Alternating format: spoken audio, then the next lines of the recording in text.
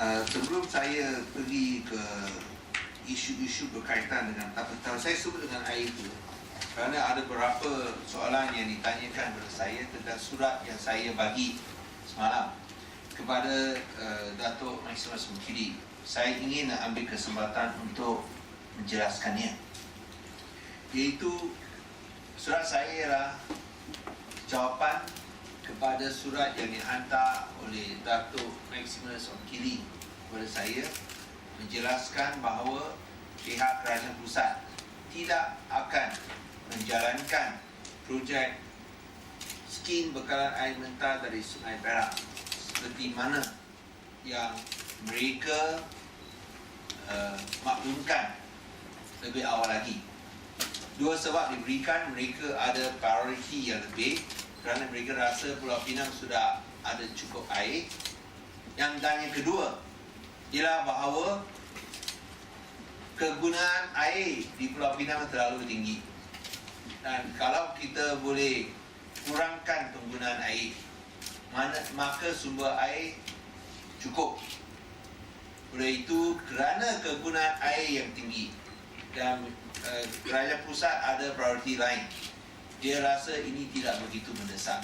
So ini digunakan sebagai alasan oleh pihak menteri untuk menolak permintaan daripada pihak kerajaan negeri bahawa kita mulakan skim bekalan air mentah dari Sungai Perak supaya kita dapat pastikan bekalan air terjamin selepas 2020.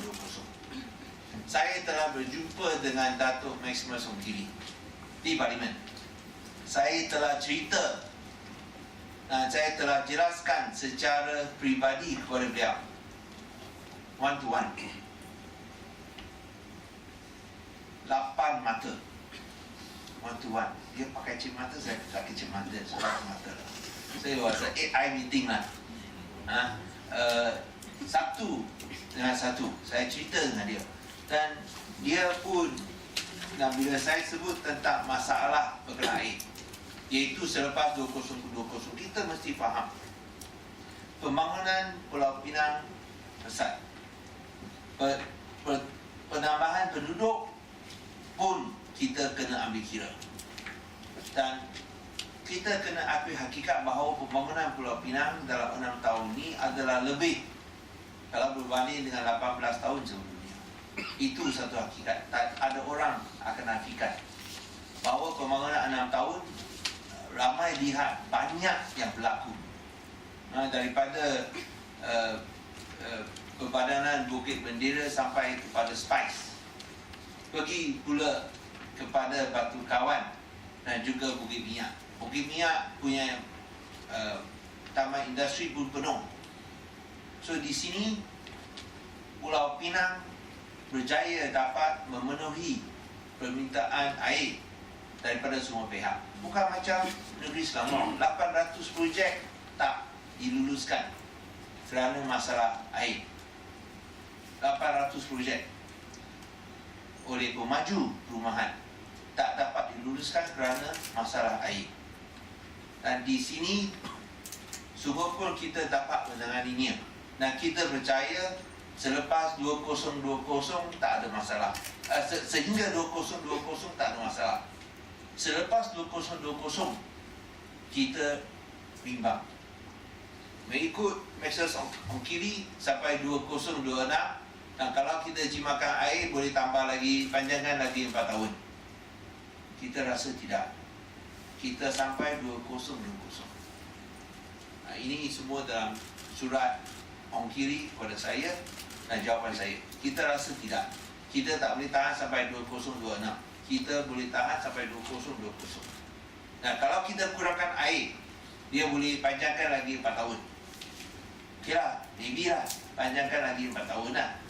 Terus kalau 2020 mungkin boleh sampai 2024. Tapi itu kita tak pasti. Itu sebab kita, kita menangani masalah yang ditimbulkan oleh Datuk Maximus Mukidi, iaitu kegunaan air kita terlalu tinggi. We admit, kita janganlah mati-mati tak mau akui, because facts and figures don't lie. Statistik cakap benar punya. Memang Pulau Pinang kita gunakan sampai 311, 50% lebih tinggi daripada purata nasional. Kita terima. Okey, apakah tindakan kita ambil untuk menangani? Kita telah gunakan pendidikan. Kita telah gunakan hukuman menerusi surcharge pemeliharaan air atau water conservation surcharge. Siapa yang guna lebih air, kita kenakan tarif yang lebih tinggi. Tapi tak berjaya. Mengapa? Kerana asasnya tarif air terlalu rendah. So, itu yang dibangkitkan oleh beliau. Baik, sekarang kita benar-benar berusaha untuk kurangkan penggunaan air, kita naikkan tarif. So, sudah tak ada alasan lagi untuk pihak kementerian tak luluskan projek skim bekalan air dari Sungai Perak untuk jaminkan keperluan air sampai 2050. This until 2050. Projek ini akan jaminkan air sampai 2050. Saya ingin tekankan di sini bahawa kenaikan tarif air ialah untuk mengurangkan penggunaan air. Tentulah tidak ada kaitan dengan projek ini lah. Tapi ia pun membantu kerajaan negeri untuk menjawab puja-puja menteri yang menyatakan kegunaan air kita tinggi. Kita buat keputusan untuk naikkan tarif air kerana kita terima kegunaan air kita terlalu tinggi. Kita telah dikritik oleh banyak itu NGO bahawa kita tak mahu naikkan tarif air kerana kita nak cari populariti. Itu kita terima. Kita tak naikkan tarif air kerana terlalu tinggi. Kerana bukan kerana nak cari populariti, kerana kita tahu ia membebankan rakyat. Tapi sekarang bila kita lihat sampai 311, kita pun terima, okey, kita harus kurangkan. Kerana kalau tidak, akibatnya ialah catuan air. Catuan air. Macam dekat Selangor, disebutkan catuan air mungkin lagi 3 bulan. Ini adalah satu krisis air.